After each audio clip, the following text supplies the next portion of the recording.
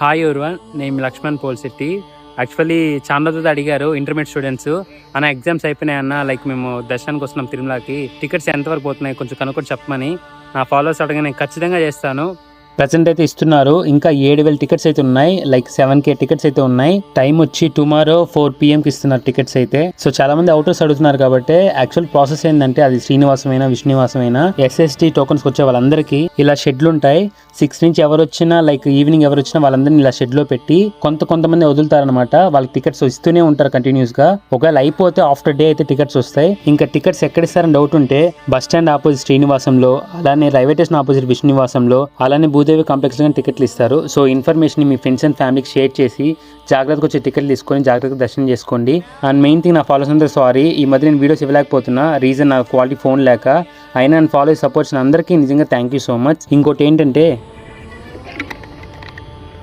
Sorry, ఇప్పుడే నా videos ఏమైనా కొత్తగా చూస్తుంటే, నా వీడియోస్ నచ్చుంటే కొంచెం లైక్ చేసి సపోర్ట్ చేయండి. ఓకే, మరి పోయి.